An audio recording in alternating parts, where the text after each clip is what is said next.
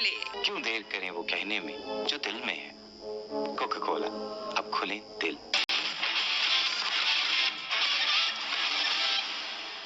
अस्सलाम वालेकुम, आप देख रहे हैं डॉन न्यूज और मेजबान अब्दुल गफ्फार पुराम रिप्ले के एक और एपिसोड के साथ। और पुराम में आज मेनली बात करेंगे साउथहैम्पटन में होने वाले तीसरे टेस्ट के हवाले से। पाकिस्तान इंग्लैंड के दरमियान सीरीज में इस वक्त इंग्लैंड को 1-0 की बढ़तरी हासिल है और आप खेल में कि दूसरा टेस्ट बारिश से मुतासिर हुआ और खेल मुमकिन नहीं हो सका था और मेजोरिटी जो टाइम था उस टेस्ट मैच का उसमें बारिश ही डोमिनेट करती रही। लेकिन अब पाकिस्तान क्रिकेट टीम के पास चांस मौजूद है कि तीसरे टेस्ट में पाकिस्तान टीम अगर कामयाबी हासिल करती है तो ये मुसलसल तीसरा मौका होगा जब पाकिस्तान इंग्लैंड में सीरीज को ड्रॉ करेगा। 2010 के बाद से पाकिस्तान ने अब तक इंग्लैंड में कोई सीरीज नहीं हारी, तो रिकॉर्ड बहुत अच्छा है पाकिस्तान का इंग्लैंड में भी और वर्सेस इंग्लैंड भी। लेकिन अब चूंकि पाकिस्तान 1-0 डाउन है, कुछ पाकिस्तान की बैटिंग में प्रॉब्लम है, कुछ अगर हम बात करें फास्ट बॉलर्स को भी शायद अपना गेम और बेहतर बनाने की जरूरत है। इन्हीं तमाम मौजूदात पे आज बात करेंगे और मेरे साथ मौजूद है पाकिस्तान के साबिक टेस्ट क्रिकेटर और साबिक चीफ सिलेक्टर बासित अली साहब। उनको प्रोग्राम में खुशामदीद कहते हैं। अस्सलाम वालेकुम बासित भाई। वालेकुम सलाम गफ्फार मियां, खैरियत से? अल्हम्दुलिल्लाह, बहुत शुक्रिया सर आपके वक्त का। और बासित भाई, अगर हम बात करें यकीनी तौर पर पहले टेस्ट में भी हार के बावजूद पाकिस्तान की कारकर्दगी अच्छी रही थी और लेकिन ये अनफॉर्चुनेट है कि गुज़िश्ता तकरीबन 2 सालों में ये तीसरा चौथा मौका था बासित भाई जब हमारी टीम अच्छी पोजीशन में आकर और एक ऐसी पोजीशन जहां से कोई भी टीम मैच जीत सकती थी, हम अनफॉर्चुनेटली मैच को फिनिश नहीं कर सके। सेकंड टेस्ट में यकीनी तौर पर रिजवान की बैटिंग बहुत अच्छी रही और हमें एक हौसला मिला कि अगर हमारे टॉप ऑर्डर कभी अल्लाह ना करे दोबारा ना चले तो हमारे पास नीचे रिजवान में कैपेबिलिटी मौजूद है, उनका कॉन्फिडेंस भी बढ़ा। तो आप दोनों टेस्ट को सर कैसे कंपेयर करते हैं और समझते हैं क्या पॉजिटिव्स हैं जो पाकिस्तान को तीसरे टेस्ट में लेकर जाने चाहिए? गफ्फार, ये मेरी अपनी अप्रोच है, कोई एग्री करे या ना करे, पेपर पे लिखा जाएगा पाकिस्तान पहला टेस्ट मैच हारा और 40 पॉइंट इंग्लैंड को मिले। लेकिन उस टेस्ट मैच में 11 सेशन में से 8 सेशन पाकिस्तान जीता, जो बहुत बड़ा प्लस पॉइंट है। हम वो मैच जीते हुए थे, चाहे 5 आउट कर लिया हमने 117 पे या 100 रन की लीड थी। वहाँ जो थोड़ा सा हम ओवर कॉन्फिडेंट हुए ना, उसकी वजह से वो मैच हमारे हाथ से चला गया। लेकिन हमारी जो उस मैच में जो हमारे प्लेयर्स की जो अचीवमेंट थी वो ज़्यादा बेहतर थी बनिस्बत इंग्लैंड के प्लेयरों से, चाहे वो बेन स्टोक हो, चाहे जो रूट हो, चाहे ब्रॉड एंडरसन की पार्टनरशिप हो बॉलिंग की। लेकिन हमें सिर्फ डैमेज कर गया वोक्स और बटलर की जो पार्टनरशिप लगी और जो उन्होंने अपना घेर बदला, जो उन्होंने टर्बो घेर लगाया और वो वनडे के स्टाइल में खेलने आ गए, वहाँ पे थोड़ी सी मिस्टेक मेरे ख्याल है अजहर से हुई। अदरवाइज वो मैच हम ऑन पेपर तो हम हारे हुए, लेकिन मेरी नजर में हम वो मैच जीते हुए। बिल्कुल आपने ठीक कहा बासित भाई, जो कि डोमिनेट हमने किया था। सेकंड टेस्ट ऑब्वियसली बासित भाई बारिश की नजर हुआ और बिल्कुल ही मौका नहीं मिला। सिर्फ पाकिस्तान की इनिंग कंप्लीट हुई और इंग्लैंड को भी शायद 20-25 ओवर खेलने का मौका मिल गया और हमारे फास्ट बॉलर्स को थोड़ी सी मैच प्रैक्टिस मिली। लेकिन रिजवान की जो परफॉर्मेंस थी बासित भाई, वो बड़ा प्लस पॉइंट रही, उन्हें मैन ऑफ द मैच मिला। आप समझते हैं कि सेकंड टेस्ट में पाकिस्तान ने बिल्कुल हुआ ऐसा कि पाकिस्तान की बैटिंग दोबारा से क्रम्बल हुई और एक वक्त पे हमारे 120 से 5 आउट थे। लेकिन रिजवान की बैटिंग पर आप क्या कहेंगे और ओवरऑल पाकिस्तान और इंग्लैंड की जो परफॉर्मेंस रही उस बड़ी ब्रीफ पीरियड में, उसको कैसे एनालाइज करेंगे? देखिए, रिजवान से पहले मैं नो डाउट रिजवान बहुत अच्छा खेला। उससे पहले मैं एक और जो मैंने पॉइंट बनाए थे वो आपसे जिक्र करता हूँ, क्योंकि तीसरा टेस्ट मैच अभी दो दिन बाद शुरू होगा। ठीक है। देखिए, पाकिस्तान ने मुश्किल कंडीशन में टॉस जीत के बैटिंग करी। हालांकि सब बोल रहे थे बॉलिंग करनी चाहिए। उसके बाद जो 236 रन करे ना, वो इंग्लैंड पे बहुत भारी थे। 236 रन, हालांकि आप बोलेंगे उन्होंने तो 276 भी 277 भी चेस करे हुए थे, बिल्कुल सही है। लेकिन जो वेदर था, जो जिस तरह क्लाउडी वेदर था, लाइट्स ऑन थी, उसमें हमारे बैट्समैन ने स्पेशली आबिद अली, बाबर आजम और रिजवान जिस वे में खेला, उसको आपको क्रेडिट देना पड़ेगा। अगर कहीं इंग्लैंड पहले बैटिंग करता ना, तो मैं अपने तजुर्बे से ये बात बोल रहा हूँ कि 110 पे उनके 4 आउट थे ना, जब धूप निकली हुई थी। 110 पे 8 आउट होते अगर वो पहले बारी लेते। तो दूसरे टेस्ट मैच में भी पाकिस्तान ने डोमिनेट करा है, इस सेंस में कि उनके 4 आउट करे 110 पे और इजी कंडीशन में आउट करे, जहां बैटिंग के लिए इजी था, धूप निकली हुई थी। तो ये टेस्ट मैच में अगर ये पूरे दिन 5 दिन टेस्ट मैच होता, अगर बारिश नहीं होती, तो पाकिस्तान इस टेस्ट मैच में अच्छा नतीजा देता। जहां तक रही बात रिजवान की, रिजवान को ये एडवांटेज था कि जब वो अपने हमारे मतलब जब जिस डिपार्टमेंट में मैं था वो नंबर 6 नंबर 7 पे जब शुरुआत उसने शुरू करी ना अपना फर्स्ट क्लास क्रिकेट, तो इन नंबर पे खेलता था। और वो उसके साथ एक हमारा ऑलराउंडर होता था इमरान खालिद, उसके साथ वो बड़ी अच्छी अच्छी पार्टनरशिप में करता था। और प्लस जो पंजाब साइड पे जो मैच होते थे ना, वो स्विमिंग कंडीशन की पिचेस होती थी, तो वो उस वे में जो उसकी आदत बनी हुई थी ना, तो वो चीज हेल्प हुई इस मैच में, जिस वे में वो अपने यासिर शाह के साथ या दूसरे अब्बास हो गया या नसीम शाह हो गया, जिस तरह पार्टनरशिप करी ना, और जिस तरह फिर उसने मारना शुरू करा, मतलब हिट आउट करना शुरू करी, उसको आदत थी। तो ये उसका जो डोमेस्टिक का जो पहले पिछले 5-6 साल पहले जब वो सुई नॉर्दर्न गैस पाइपलाइन से खेलता था, वो एडवांटेज हुआ, लेकिन बहुत जबरदस्त खेला। देखिए जिस वे में खेलना चाहिए था, जिस तरह दिलेरी से वो खेला, यही जो इनिंग्स है ना अपना रिजवान वाली, ये असद शफीक को और अजहर अली को भी देखनी चाहिए। वो भी थोड़ा सा पॉजिटिव खेले तो इंशाल्लाह तीसरे टेस्ट मैच में वो भी रन करेंगे। और रिजवान की इनिंग से तो यकीनी तौर पर बहुत सारे पाकिस्तान के ग्रेट गुजरे हैं, लेकिन जावेद मियादाद मुझे याद आ रहे हैं, और बासित भाई आपकी कुछ इनिंग मुझे याद है वेस्ट इंडीज में, और इंजमाम ने कुछ इनिंग्स बहुत बल्कि काफी इनिंग्स खेली जो टेल एंडर्स के साथ खेलना।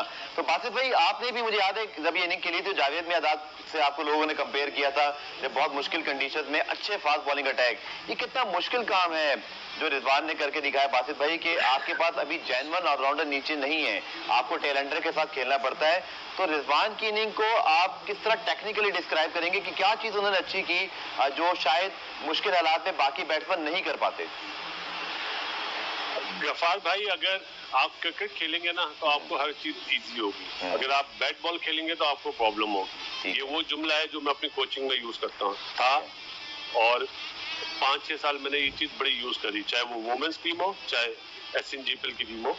देखिए जब बॉलर बॉल करता है तो उसका भी कोई माइंड सेट होता है कि वो क्या प्लान कर रहा है। उस प्लान को अगर आप तोड़ देना तो आप क्रिकेट खेल रहे हैं, अगर आप उसकी प्लानिंग के हिसाब से खेल रहे हैं तो आप बैट बॉल खेल रहे हैं। तो ये वाज़ेह फर्क था। रिजवान ने उनकी प्लानिंग को तोड़ा, वो जिस वे में चाहते थे कि हम इसको फंसा के रखें, डिफेंसिव माइंड में रखें, उसने डिफेंसिव माइंड को हटाया और उन पे अटैक करा तो वो डिफेंसिव हुए। फिर उन्होंने, आपने देखा कि उन्होंने फील्डर 4-4 बॉल तक फील्डर पीछे रखे हुए थे, और जहां पे वो 5वीं और 6ठी बॉल पे फील्डर ऊपर लेते थे, रिजवान वहां से चौके मारता था। तो ये चीज मतलब मैं अजहर के लिए या असद शफीक के लिए तो नहीं कहूंगा, क्योंकि उनके बारे में तो 3 स्लिप लगी होती है। जहां पे वो 10-15 रन कर लेते हैं, जहां पे उनका बॉल मिडिल होने लग जाए, तो उन्हें चाहिए बैट बॉल पे चौका मारे। वो अनफॉर्चुनेटली बैट बॉल पे चौका नहीं मार रहे और थोड़ा सा टाइम किल करना चाह रहे हैं। बेस्ट डिफेंस इस टाइम पे इंग्लैंड में अटैक है, तो मेरा ख्याल है उसको मद्देनजर रखना चाहिए। बासित भाई, अजहर असद के मुतालिक जब भी हम बात करते हैं हमेशा ये भी हम बात जरूर करते हैं कि उनकी जो, ऐसा नहीं कि उन्होंने परफॉर्मेंस नहीं दी हुई, परफॉर्मेंसेस दी हुई हैं, अच्छे रन्स किए हुए हैं, पाकिस्तान को उन्होंने मैचेस भी जितवाए हुए हैं, स्पेशली जब मिसबाह और यूनुस खेलते थे। आपके ख्याल में बासित भाई, अगर आप अभी इस वक्त यूनुस खान मौजूद हैं, वो खुद बहुत अच्छे बैट्समैन हैं, लेकिन आप भी यूनुस को बहुत अच्छी तरह समझते हैं, आपके ख्याल में अजहर असद की एडवाइस क्या होनी चाहिए? जैसा आपने कहा पॉजिटिव, टेक्निकली क्या एडजस्टमेंट आप समझते हैं? मेंटली तो उन्हें करनी है, टेक्निकली आप जैसे अजहर को हमने देखा कि वो बहुत ज्यादा जो है वो क्रॉस कभी खेल जाते हैं, LBW का चांस है, इसी तरह अजहर का भी यही प्रॉब्लम देखते हैं, साथ कॉट बिहाइंड का भी एक उनका इशू चलता आ रहा है। इतनी परफॉर्मेंस के बाद आपको लगता है कि क्या चीज उनको कहनी चाहिए? क्योंकि अब शायद टेक्निक से ज्यादा मुझे लगता है बासित भाई शायद मेंटली या अपने कहते हैं ना अंदर एक करेज लानी पड़ेगी उनको, कि ये भी बहुत जरूरी है। टेक्निक तो बहुत इंपॉर्टेंट है, लेकिन थोड़ा सा आप समझते हैं फाइटिंग स्पिरिट, जैसे आपने खुद कहा कि थोड़ा सा जरा हिम्मत दिखाएं। लेकिन जिस वे में अजहर ने 20 रन करे ना दूसरे टेस्ट मैच में, जो उसका फॉल्ट था ना पहले टेस्ट मैच में, जो आपने कहा पैडों पे दोनों दफा LBW हुआ, उसने उसका तोड़ निकाल लिया था। ठीक है, आपने देखा होगा कि उसने मिड विकेट पे खेला, जो उसका तोड़ है वो थोड़ा सा वो ओपन हो गया था। ठीक है, और उसकी आदत है कि अभी से नहीं है, बहुत पहले से आदत है, वो अपराइट खेलता है। इंग्लैंड में अपराइट नहीं खेला जाता, और मेरे ख्याल है यूनुस ने इस पे काम किया है। जहां तक बात है कि जो वीक पॉइंट है, जो एक मेंटली ब्लॉकेज थी ना अजहर की, वो मुझे दूसरे टेस्ट मैच में बहुत ज्यादा बेहतर लगी कि मेंटल ब्लॉकेज नहीं है। लेकिन असद अनफॉर्चुनेटली हाफ वॉक खेल रहा है, वहां पे हाफ वॉक नहीं खेला जाता इंग्लैंड में, या तो आपने पूरा पाँव निकाल के खेलना है या फिर आपने पीछे लेट खेलना है। वो हाफ वॉक खेल रहा है, बिल्कुल 3 जगह होती है गफार खेलने के लिए, ठीक है। एक आगे, एक बीच में और एक लेट। ना वो लेट खेल रहा है, ना वो आगे खेल रहा है, वो बीच वाला हिस्से में खेल रहा है जहां से उसको हाफ वॉक खेलना पड़ता है, उसकी स्लिप लग रही है। और जो अजहर आउट हुआ स्लिप में, वो भी हाफ वॉक खेला था, लेकिन वहां पे यूनुस और मिसबा इतने बड़े नाम है मौजूद है। मेरे ख्याल है मेंटल ब्लॉकेज तो कोई नहीं होनी चाहिए, क्योंकि मेंटली दोनों बहुत स्ट्रॉन्ग थे अपने टाइम में। और मेरे ख्याल है तीसरे टेस्ट मैच में अगर असद और अजहर की बारी लाजमी बात आएगी तो आपको, मुझे ऐसा फील होता है कि आपको फर्क महसूस हो जाएगा। अब वो जो हाफ वॉक खेल रहे हैं वो नहीं खेलेंगे, मेरा जाती ख्याल है। चलिए let's hope for the best Wasif भाई, क्योंकि इन दोनों के रन्स करना ना सिर्फ इस टेस्ट में बड़ा इंपॉर्टेंट है, बल्कि अभी चूंकि पाकिस्तान के पास कोई रिप्लेसमेंट नहीं है, तो आइडियली हमें इन दोनों की जरूरत है, ना सिर्फ अभी बल्कि आने वाले कम से कम 2-3 सालों के लिए। ठीक है वासिफ भाई, इसके साथ साथ एक सवाल आपसे मैं जरूर करूंगा कि साउथहैम्पटन में बारिश हुई थी और अभी भी हमने देखा कि जो 2 दिन पहले प्रैक्टिस सेशन था हमें इंडोर करना पड़ा। 1 या 1.5 दिन बारिश है, उसके बाद वेदर क्लियर हो रहा है। आपके ख्याल में वेदर को देखते हुए क्या अप्रोच होनी चाहिए टीम, जिस बार जैसे अगर हम टॉस जीतते हैं तो क्या अप्रोच हो, और फिर टीम कॉम्बिनेशन के हवाले से अगर आप जरूर अपनी एक्सपर्ट ओपिनियन देना चाहें। देखो गफार, हम तो, आप कराची में मौजूद है, मैं लाहौर में मौजूद हूँ और अभी 2 दिन बाद टेस्ट मैच है। ठीक है। वेदर वगैरह का जो है वो मेरे ख्याल है जो मैनेजमेंट है वहाँ पे 4 बहुत बड़े नाम है, वकार, मुशी, यूनुस, मिसबा, वो ज्यादा बेहतर जानते होंगे। और पिच किस तरह की बनती है वो देखेंगे, तो जो भी पाकिस्तान के लिए बेहतर होगा वो ही टीम खिलाएंगे। इसमें पहले से बात करना कि जो उसको खिलाना चाहिए उसको खिलाना चाहिए, ये नहीं होना चाहिए बिफोर द मैच, क्योंकि हमारी आपकी बातें प्लेयर्स तक पहुंचती है और जब वो पहुंचती है तो उनमें फिर मेंटली थोड़ी सी प्रॉब्लम होती है कि यार हमारे लिए ये बात हो रही है। हमें बिफोर द मैच नहीं कहनी चाहिए, ये टेस्ट मैच हमारे लिए बहुत जरूरी है। ठीक है। दुआ यही है कि ये बस बारिश ना हो, इंशाल्लाह जैसा आपने इंट्रो में बताया ना कि 2010 से हम अभी तक सीरीज हारे नहीं, तो इंशाल्लाह ताला उम्मीद यही है कि ये वाला टेस्ट मैच जीत के हम ये सीरीज बराबर करें। ठीक है पुरान, एक ब्रेक शामिल करते हैं। ब्रेक से जब वापस आएंगे तो फिर पाकिस्तान की जो बॉलिंग और बैटिंग की हमने बात की, तो काफी एरियाज हैं, स्पेशली बॉलिंग में अगर हम देखें नसीम और शाहीन यंगस्टर्स हैं। अब्बास ने बहुत अच्छी बॉलिंग की थी दूसरे टेस्ट के इख्तितामी दिन भी, जबकि हालांकि गेंद उस पर ज्यादा उनकी फेवर में नहीं था और धूप निकली हुई थी। तो पाकिस्तान की बॉलिंग के ऊपर जो 20 विकेट लेने का प्रेशर है, उस पर बासिफ भाई से जरूर बात करेंगे और साथ इंग्लैंड की टीम को, उनके गेम प्लान को डिस्कस करेंगे इस ब्रेक के बाद।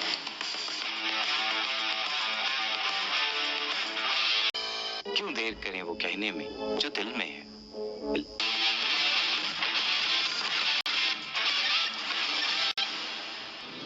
देखने में खुश आमदीद। बासित अली के साथ हम बात करें पाकिस्तान इंग्लैंड के तीसरे टेस्ट के हवाले से।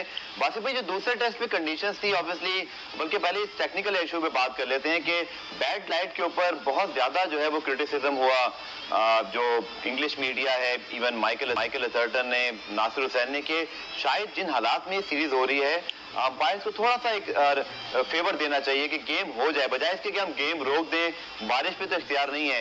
ये जो वेदर है इंग्लैंड का ऑब्वियसली अनप्रेडिक्टेबल है।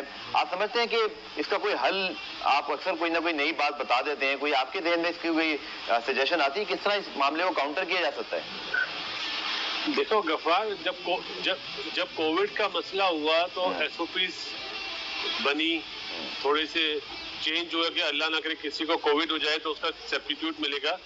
तो कोविड के होते हुए ये रूल भी बना देना चाहिए कि अगर आपको 1 हफ्ता पहले वेदर पता चल जाए कि इस जहां टेस्ट मैच शुरू होगा इस टाइम पे बारिश है, तो आप, या क्लाउडी वेदर है, तो आप पिंक बॉल से टेस्ट मैच रख सकते हैं। ये दोनों बोर्ड की मतलब रजामंदी से ये चीज हो सकती है। अगर आप पिंक बॉल से टेस्ट मैच रखेंगे तो जो ज्यादा बैड लाइट होगी तो वो इतना मैच रुकेगा नहीं, पिंक बॉल में होता रहेगा। अमूमन आपको पता है लाइट्स ऑन होती है और मैच होता रहता है। जब बारिश होगी तो मैच रुकेगा। तो ये वाला रूल भी अगर थोड़ा सा, पता नहीं, मेरे ख्याल शेन वॉर्न ने ये बात करी है, सुन के अच्छा लगा कि ये वाला रूल दोनों बहामी, अगर सीरीज से पहले ये बात हो जाती कि अगर वेदर को आपको पता ना पहले पता चल जाता है, अगर ये चीज हो जाए तो पिंक बॉल से टेस्ट मैच हो जाए तो बहुत अच्छी चीज है। तो इससे ये है कि जो फैसला होना था जो नहीं हुआ उससे फैसला भी हो सकता है। तो ये मेरा अपना एक वो है। आप एग्री करें या ना करें इससे? नहीं, अच्छी तजवीज है, क्योंकि सब ये चाहते हैं कि एटलीस्ट क्रिकेट हो, चूंकि जिन मुश्किल हालात से इस सीरीज का इनेकाद हुआ है और ये बहुत ही जरूरी था कि तमाम stakeholders, Pakistan cricket board हो, इंग्लैंड हो या मीडिया हो या ऑब्वियसली ब्रॉडकास्टर, सबके लिए जो एक हमें मूवमेंट चाहिए थी वो तो चले हुई, लेकिन बासित भाई टेस्ट क्रिकेट के फ्यूचर पे बहुत बात होती है और आईसीसी की भी ये कोशिश है, इसीलिए आईसीसी टेस्ट चैंपियनशिप हो रही है कि लोगों का इंटरेस्ट रहे, इसीलिए आईसीसी की सुपर वनडे लीग भी अनाउंस कर दी गई है कि T20 से ज्यादा लोग वनडे सीरीज को देखें, उसको समझें। आप टेस्ट और वनडे का जो फ्यूचर है, एक तो इसको किस तरह देखते हैं, और ये जो अब कोविड का टाइम है, ये बैड लाइट के इशू या अगर बारिश, जैसे आपने कहा कि हमें थोड़ा सा समझते हैं, मैं आपका पॉइंट समझ गया कि हमें थोड़ा सा पहले इन चीजों को परख लेना चाहिए, ऑन अ डे कुछ नहीं हो सकेगा।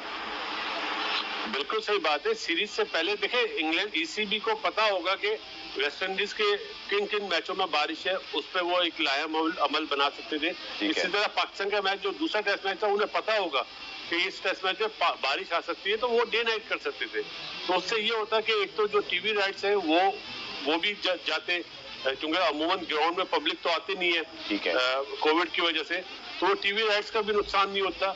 इस तरह के फैसले पीसीबी तो नहीं करेगा ना, ईसीबी को पता होगा, ईसीबी रिक्वेस्ट करेगा पीसीबी से, चेयरमैन एहसान मानी साहब हैं, सीईओ वसीम खान साहब हैं, तो वो इस चीज को ना नहीं करेंगे, क्योंकि वसीम खान साहब तो खुद क्रिकेट भी खेले हुए हैं, तो एक अच्छी चीज है, क्रिकेट डेवलपमेंट की बात के लिए है कि वो कभी ना नहीं करेंगे। तो चलें, अब तो ये सीरीज हो गई, यही चीज आप T20 में भी इम्प्लीमेंट कर सकते हैं। अल्लाह ना करे किसी T20 में अगर बारिश है, वेदर खराब है, तो अभी से आप बात करके ये बात कर सकते हैं कि व्हाइट बॉल से तो होता ही है, ठीक है, अपना जो T20 होता है, उसमें ये देखेंगे टाइम चेंज कर दे कि अगर इतने बजे शाम में बारिश है तो डे मैच कर लें, अगर डे मैच है और बारिश है तो डे नाइट कर लें। इस तरह की पॉलिसी बन सकती है अभी। वासिफ भाई, ट्विटर पे बहुत सारे जो फैंस हैं वो इस हवाले से बात करते हैं, मैंने कहा मैं आपकी एक्सपर्ट ओपिनियन जरूर लूं कि इज इट पॉसिबल कि जो डे नाइट है test match specially with pink ball, अगर इसको रेगुलर किया जाए, आपको लगता है कि इतने ज्यादा पिंक बॉल टेस्ट नहीं हुए, क्योंकि पिछले 5 साल में तो खैर अब रेगुलर हो रहे हैं, एक सीरीज में ऑस्ट्रेलिया इंग्लैंड में होते हैं, आप समझते हैं कि टेस्ट क्रिकेट को अगर बचाना है और इस तरह की सिचुएशन से बचना है तो day night can be a permanent option, या समझते नहीं ये मिक्स एंड मैच करके चलना पड़ेगा? शुरू में तो मिक्स एंड मैच करके करना पड़ेगा, क्योंकि जब तक कोविड चल रहा है आपको मिक्स एंड मैच ही करना पड़ेगा, लेकिन एक टाइम ऐसा भी आएगा कि आप अगर 5 टेस्ट मैचेज हैं तो आप 3 डे नाइट खेलें और 2 डे मैच खेलें, लेकिन व्हाइट कलर की किट को आपने भुलाना नहीं है, चाहे अगर 2 टेस्ट मैच रवायती अंदाज आपका बरकरार रहे, डे नाइट। जी, मैंने कहा व्हाइट किट ताकि आपका रवायती अंदाज बरकरार रहे, जो टेस्ट क्रिकेट की बेसिक कुछ आप चीजें शायद प्रिजर्व करना चाह रहे हैं। जी, क्योंकि देखे ना कि अभी एकदम पिंक बॉल उस स्टैंडर्ड की आया बन पाती है या नहीं बन पाती है। अमूमन मैंने देखा है इंडिया में, मैंने टेस्ट मैच देखा था कि पिंक बॉल जो है वो ब्लैक हो रहा था, ठीक है, जैसे जैसे मैच चल रहा था वो ब्लैक हो रहा था। तो इसके लिए जरूरी कि आप लाल बॉल भी रखें और पिंक बॉल भी, मतलब अगर 3 टेस्ट मैच हैं तो आप 2 लाल बॉल से कर लें या 2 पिंक बॉल से कर लें, 1 लाल बॉल से कर लें, लेकिन लाल बॉल की क्रिकेट को खत्म ना करें, मेरा ये कहने का मतलब। ठीक है, वापस आते हैं सर साउथहैम्पटन टेस्ट में जो पाकिस्तान इंग्लैंड की जो स्क्वाड्स हैं, इंग्लैंड को अगर हम देखते हैं दूसरी जानिब वासिफ भाई, तो उनका बॉलिंग अटैक तो बहुत ही मजबूत है। जोफ्रा आर्चर नहीं भी खेले तो उनकी लाइन और length, Broad, Henderson, specially Broad की अगर हम बात करें वासिफ भाई, तो वो बहुत ही रिमार्केबल है कि वो अपनी जगह से अलावा कहीं गेंद ही नहीं करते और हमारे बैट्समैनों को वाकई रन बनाने के लिए मेहनत करना पड़ती है और बहुत ही सॉलिड किस्म का बॉलिंग अटैक। लेकिन ओवरऑल अगर आप इंग्लैंड की टीम को, वेस्ट इंडीज की तमाम जो 3 मैचों की सीरीज थी और अब तक 2 मैचेस जो खेले हैं, आप समझते हैं कि इस टीम को पाकिस्तान किस तरह साउथहैम्पटन टेस्ट में इनकी जो खामी है उनको हम एक्सपोज कर सकते हैं, ऐसे ग्रे एरियाज जो आपको दिखाई दे रहे हैं? जो आपने एंडरसन की बात करी ना, देखें उसको हाइट का एडवांटेज है, ये नहीं कि अभी से है, पहले से ही उसकी हाइट अच्छी है। अगर इनकी बॉलिंग को आपने बिल्कुल ही मतलब अच्छी तरह टैकल करना है तो आपकी बेस बनना बहुत जरूरी है, स्पेशली 60-70 रन का स्टैंड ओपनिंग पार्टनरशिप। ठीक है, जिस दिन ये ओपनिंग पार्टनरशिप स्टैंड मिलेगा ना, तो फिर आप बाद में देखिएगा जो अभी एंडरसन तो इतना इस टेस्ट मैच में तो बड़ा यूजफुल हुआ था दूसरे टेस्ट मैच में, लेकिन जहां पे स्टैंड मिला, हमें पार्टनरशिप अच्छी हुई, तो इंशाल्लाह ताला आपको हमारी बैटिंग बिल्कुल डिफरेंट लगेगी और उनकी बॉलिंग बिल्कुल डिफरेंट लगेगी। आप बोलेंगे ये वही बॉलिंग है जिसके बारे में हम बातें कर रहे थे। ठीक है, ये बहुत डेंजरस बॉलर है। करण, देखिए जो करण को खिलाया ना, जो जैसा आपने आर्चर का नाम दिया, उसको उसकी मूवमेंट पे खिलाया था और मेरा ख्याल है वो तजुर्बा फेल हुआ है इंग्लैंड का। अब वो तीसरे टेस्ट मैच में जो 2 दिन बाद है उसको खिलाते हुए थोड़ा सोचेंगे पहले। बैटिंग जो है बासित भाई, अगर उस पर बात करें, बर्न्स हैं, सिबली हैं, पोप हैं, हमने देखा कि अभी ये इस्टेब्लिश नहीं है। ऑब्वियसली अभी कैरियर की शुरुआत में है। जो रूट और इसके साथ साथ बटलर पे आप डिपेंड करें, क्योंकि स्टोक्स तो सीरीज में नहीं है। अब बैटिंग को आप किस तरह एनालाइज कर रहे हैं? और पाकिस्तान की बॉलिंग को अगर हम देखें, हमारे पास 3 यंग फास्ट बॉलर हैं। Obviously Abbas is more experience. हमारी बॉलिंग वर्सेस देयर बैटिंग, और हम कहां आप समझते हैं मेन विकेट्स हमारी कौन सी होंगी, या वो एक ऐसी प्लानिंग जो आपके ख्याल में कि हमने पहले टेस्ट की तरह उन्हें मौका नहीं देना कि वो कम बैक कर लें, हम उनको शुरू में ही पकड़ लें, ये आप समझते हैं हमारी हिकमत अमली होनी चाहिए? देखिए, जो 2 उनके ओपनर है ना, बर्न्स और सिबली, वो आपके लिए इतने डेंजरस नहीं है। ठीक है, वो सिर्फ टाइम जाया कर सकते हैं पिच पे खड़े होके कि हमारे आने वाले बैट्समैनों को फायदा हो, अदरवाइज वो रन नहीं बना सकते। ठीक है, और मेरे ख्याल है शहनशाह आफरीदी ने अब्बास ने उन्हें पकड़ा हुआ है। जो उनका जो सबसे डेंजरस प्लेयर मुझे लगता है वो पोप लगता है। ठीक है, मैं जो रूट से भी इतना नहीं घबराता, बेन स्टोक्स तो है नहीं, लेकिन बेन स्टोक्स से भी नहीं घबराता। जो पॉप है ना, वो मेरा ख्याल है आइंदा आने वाले 1-2 साल में जो रूट को पीछे छोड़ देगा। वो बहुत क्लास प्लेयर है। उसका विकेट पे रुकना हमारे लिए मुश्किल होगा, क्योंकि वो रन बनाता है, वो बॉल पे जाता है शॉट मारने के लिए। ठीक है, इसीलिए उसका स्ट्राइक रेट आप देखें +50 होता है।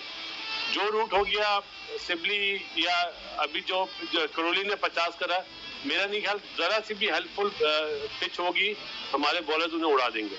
हमारी बैटिंग, फिर मैं कहूंगा हमारी बैटिंग इंग्लैंड से अच्छी है। बिल्कुल आपने ठीक कहा, एक्सपीरियंस भी है हमारे पास। और अगर बॉलिंग में अगर बात करें, वासिफ भाई काफी बात हुई थी कि नसीम, जब हम ऑस्ट्रेलिया लेके गए, मूसा थे और फिर शहनशाह अफरीदी थे।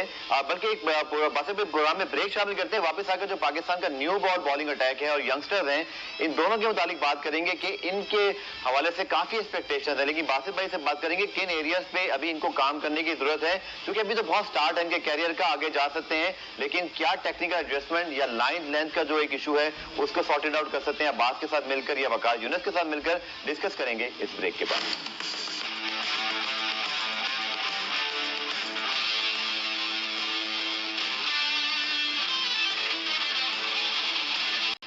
प्रोग्राम रिप्ले में कुछ शांत दे। ब्रेक से पहले हमने पाकिस्तान और इंग्लैंड की, जो स्पेशली इंग्लैंड की बॉलिंग से बात की। बात से भाई पाकिस्तान के बॉलिंग अटैक पर अगर हम बात करें तो इनएक्सपीरियंस तो है, इसमें कोई शक नहीं है, क्योंकि ऑस्ट्रेलिया में डेब्यू किया नसीम ने, मूसा ने, अब मूसा तो नहीं खेल रहे, लेकिन शहनशाह अफरीदी भी ज्यादा इस वक्त एक्सपीरियंस नहीं है। आप इन दोनों की बॉलिंग पर आप ये कहेंगे, क्योंकि बहुत ज्यादा इनको हाई रेट किया जाता है और एक्सपेक्टेशन ज्यादा है, क्योंकि अभी उस तरह की परफॉर्मेंस नहीं है जैसे अब्बास ने इंग्लैंड में लास्ट ईयर दिखाई थी, या अभी भी अब्बास ने जब थोड़ा सा अपना एक कह सकते हैं ना अपनी क्लास दिखाई, स्पेशली जो स्टोक्स को बोल्ड किया था। इंग्लैंड मीडिया, क्रिकेटर्स उनको काफी हाई रेट करते हैं। शाहीन और नसीम पर आपकी एक्सपर्ट ओपिनियन क्या होगी कि किन एरियाज पे ये काम कर सकते हैं और इनके फ्यूचर पर आपकी क्या राय है?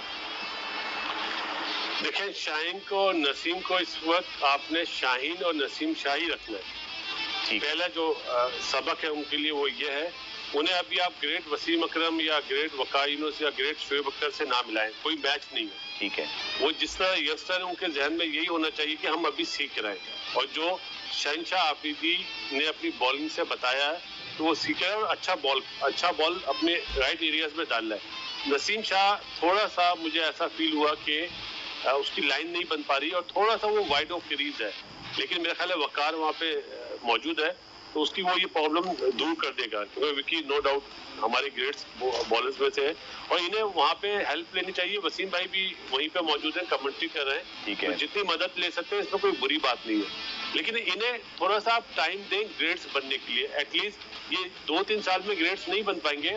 इनका एक 5-6 साल का एक अल्लाह ना करे कि इंजरी हो कोई, 4-5 साल जब साथ खेलेंगे तो इंशाल्लाह ताला ये भी फिर बड़ा नाम कमाएंगे। लेकिन अभी आप इनका मवाजना उन ग्रेड से ना करें जो हमारे पास पहले खेल चुके हैं। पहली चीज, जहां तक बात है कि जो बेसिक इन्हें बताई जा रही होगी, जो विकी या मुशी वहां मौजूद है जो बता रहे हैं, इनका काम है इम्प्लीमेंट करना।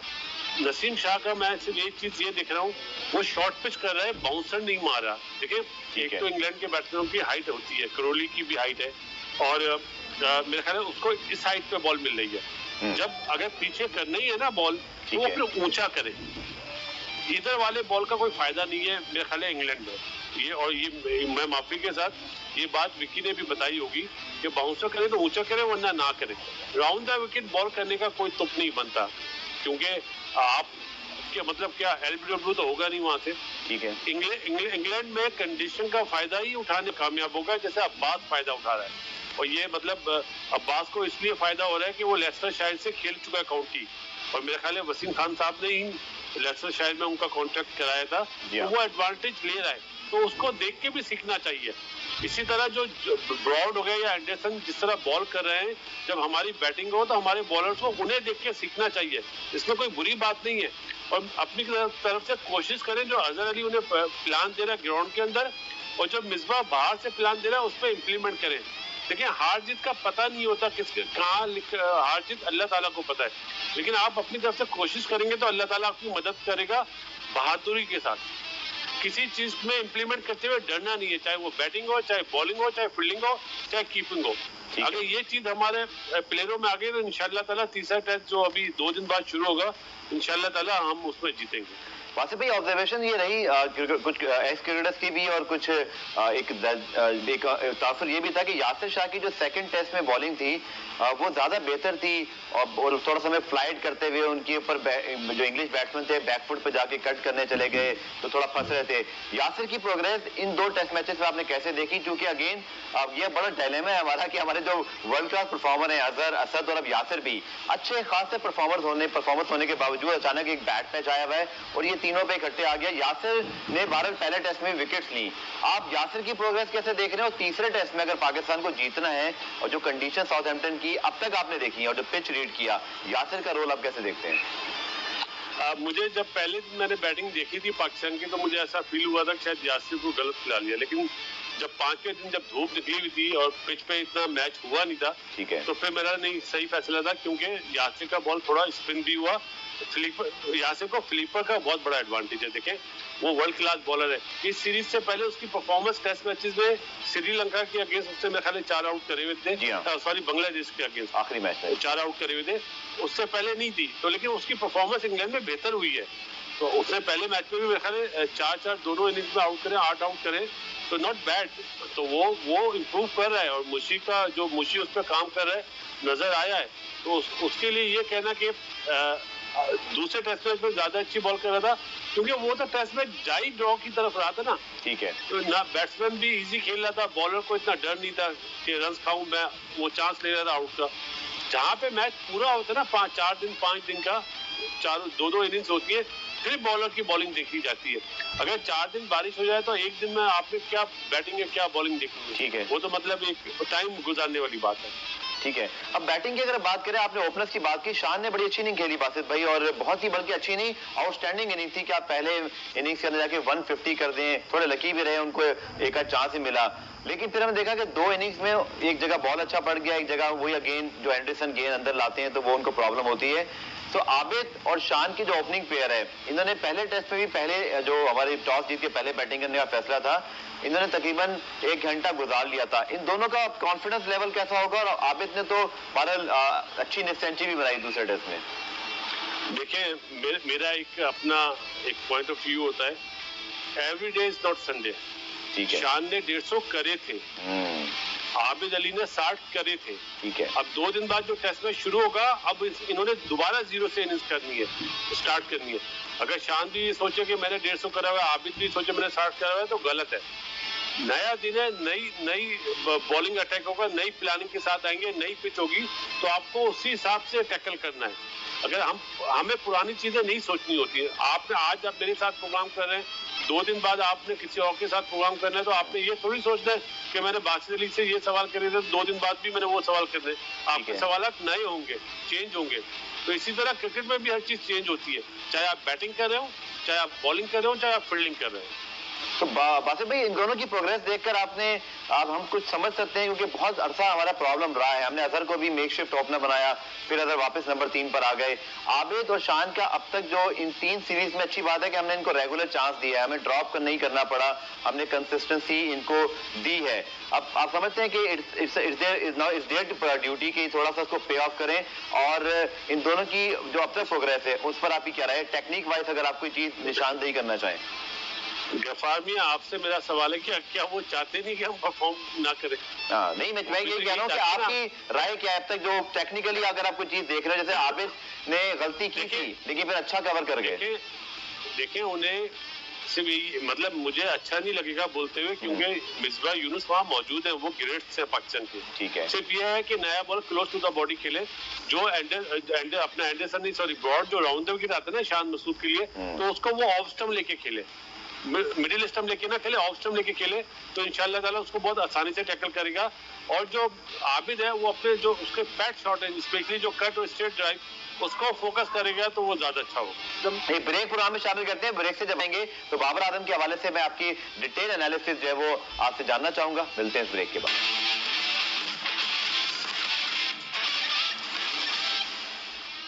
क्यों देर करें वो कहने में।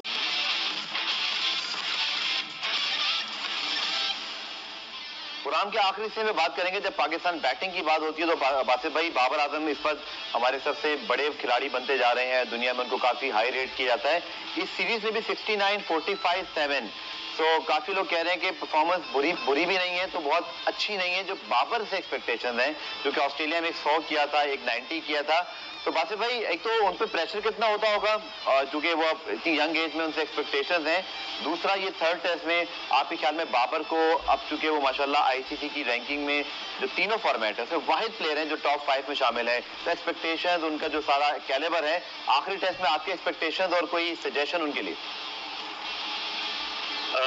मेरी एक्सपेक्टेशन तो ये है, समझे आप, 200 है 100 है सर? 100 और इंशाल्लाह ताला मुझे ऐसा लगता है जिस वे में वो खेल रहा है अल्लाह ताला नजर से बचाए, इंशाल्लाह ताला तीसरे टेस्ट मैच में 100 करेगा। प्लस देखें, जो आप बाबर की बात करें ना, मुझे ऐसा फील होता है वो इस वक्त प्रीमियम बैट्समैन बन चुका है। जिस वे में वो खेल रहा है, जिस वे में वो टैकल कर रहा है बॉलर्स को, वो बहुत जबरदस्त है। स्पेशली वो थोड़ा सा जो लैग कर रहा है ना, कि जहाँ पे उसके 20-30 में 50 की बात करें, जहाँ पे 15-20 रन बन जाते तो वो जल्दी ड्राइव पे जा रहा है, जो थोड़ा सा उसको लेट जाना चाहिए। जल्दी ड्राइव की वजह से अगर आप देखें तो तीनों मैचों में वो पॉट बिहाइंड ही हुआ है, तो थोड़ा सा फोकस करें। मतलब वही बात है कि मिसबाह और यूनुस वहाँ पे मौजूद है। मुझे लगता है कि 3 इनिंग्स में तो वो आउट हो गया है विकेट के पीछे, अब इंशाल्लाह ताला 100 के बाद ही आउट होगा, अगर होगा तो। लेकिन एक्सपेक्टेशन मुझे यही है कि वो जिस वे में खेल रहा है, एक लबोशेन, एक विराट कोहली, एक बाबर आजम, ये तीनों इस वक्त दुनिया पे छाए हुए। बिल्कुल ठीक आपने कहा बासिफ भाई, आपने जैसे आप हमेशा पॉइंट आउट कर देते हैं कि जो एक आपको वीकनेस नजर आई, बाबर जो इतने स्पेशल हैं, मैं स्पेशली ये सेगमेंट बाबर पे करना चाहूंगा। इसी हमारे डोमेस्टिक पे जब तनकीद होती है जी, प्लेयर न्यू प्रोड्यूस होते हैं, यहीं से निकले ना बाबर भी। आपके ख्याल में बाबर की बैटिंग की क्वालिटी अगर आप इसको डिस्क्राइब करना चाहें, मैं आपको पूरा टाइम दे रहा हूँ, आपके ख्याल में वो क्यों इतने प्रॉमिसिंग है, इतना ज्यादा उनको हाई रेट की जाता है? क्लास और है कि अगर डेल स्टेन तेज गेंद कर रहे हैं तो घबराते नहीं थे, उनको उसी तरह कवर पे स्ट्रेट ड्राइव मारी, ऑन पे भी खेले। बाबर आजम को अगर आप डिस्क्राइब करें, यंगस्टर अगर देख रहे हैं कि बाबर का गेम क्यों इतना वर्ल्ड क्लास है, उसकी मेंटल अप्रोच है या उसकी टेक्निक बहुत अच्छी है, how you will describe Babar Azam? पहला जुमला मेरा होगा कि उसको भूख है रन्स करने की, उसको बैटिंग से प्यार है। एक बैट्समैन के लिए ये चीज बहुत जरूरी होती है। प्लस जो आपने बोला ना, मैं डिस्क्राइब करूं उसकी बैटिंग को, जब आप में ये दोनों चीजें होंगी ना, भूख भी और मोहब्बत भी बैटिंग से, विकेट पे खड़े होने की, रन्स करने की आदत, तो वो आपका कॉन्फिडेंस लेवल बड़ा करती है। प्लस उसको फाइनेंशियली प्रॉब्लम नहीं है। देखें, अमूमन हमारे यहाँ जब बच्चा स्टार्ट लेता है तो उसको फाइनेंशियली प्रॉब्लम होती है, और बाबर उस टाइम से गुजरा है, हमने देखा है, और आहिस्ता वो ऊपर चला गया। अब उसको ये प्रॉब्लम नहीं है कि मुझे जल्दी सोना है, उसका टाइम टेबल बना हुआ है, उसने क्या खाना है उसका टाइम टेबल बना हुआ है। अब वो उस चीज से हट गया है। अब उसकी जो सोच है ना वो ये है कि मैंने बड़ी परफॉर्मेंस करनी है, हर मैच में परफॉर्म करना है। जो भूख है ना उसकी वजह से वो आपको डिफरेंट नजर आता है। ये नहीं कि दूसरों में भूख नहीं है, लेकिन वो अपनी उस भूख में कंसंट्रेशन लूज कर जाते हैं। बाबर वो कंसंट्रेशन लूज नहीं करता है, वो अच्छी बॉल पे ही आउट होगा, उससे वो आउट नहीं होगा। ये मेरा मानना है जो मैंने उसकी चीज देखी है। प्लस जो आप उसकी टेक्निक की बात करें ना जी, वो बॉल को अवे बहुत कम खेलता है। अगर आपने दूसरे टेस्ट मैच में उसका जो एक मिड विकेट पे चौका देखा है ना, उस जैसा शॉट पूरे मैच में नहीं लगा है। मतलब शॉट लगाए और मैंने कहा व्हाट अ शॉट। तो वो चीज बताती है, वो शॉट खेलने का स्टाइल, वो जो टाइम होता है बैट्समैन के पास कि जल्दी बॉल को पिक करना, हाथ से बॉल छुटे वो अपनी पोजीशन में आ जाता है और बैट्समैनों से ज्यादा जल्दी पोजीशन में खेलता है ना, वो उसके इस टाइम पे खेल की खासियत है। और इसीलिए वो आहिस्ता आहिस्ता वर्ल्ड क्लास के जो मैंने बोला ना लबोशेन, विराट कोहली उनके साथ मैच कर रहा है। और इंशाल्लाह ताला मुझे बहुत ज्यादा उम्मीद है कि तीसरे टेस्ट मैच में आपको ये चीज नजर आएगी। ठीक है बासित भाई, आपका बहुत बहुत शुक्रिया और बहुत ही आपने डेप्थ और सारी टेक्निकल चीजों को आज हाईलाइट किया कि बाबर स्पेशली अदर असद की बात करें तो प्रॉब्लम क्या है और फिर बाबर की क्वालिटीज क्या है। तो लेट्स होप कि पाकिस्तान टीम साउथहैम्पटन टेस्ट में शुरू होने वाले तीसरे टेस्ट में अच्छी कारकर्दगी दिखाए, क्योंकि जो आईसीसी टेस्ट चैंपियनशिप है उसके पॉइंट और फिर पाकिस्तान की जो एक इतनी मुश्किल सीरीज पाकिस्तान ने खेली है। याद रखिए कि पाकिस्तान के प्लेयर्स तकरीबन 40 दिन पहले वहां पहुंच गए थे और हमने इनको देखा बहुत स्ट्रगल टाइम में भी बहुत इन्होंने हौसला रखा है, क्योंकि बहुत मुश्किल होता है कि क्वारंटीन पीरियड में जाकर मुल्क से बाहर जाके आपको एक होटल के कमरे में बंद होके टाइम गुजारना भी पड़े। तो लेट्स होप कि पाकिस्तान इस टूर पे टेस्ट मैच का जो इख्तिताम है वो बहुत अच्छे तरीके से करे। पूरा रिप्ले देखने का शुक्रिया। कल दोबारा से मुलाकात होगी, तब तक के लिए अल्लाह हाफिज।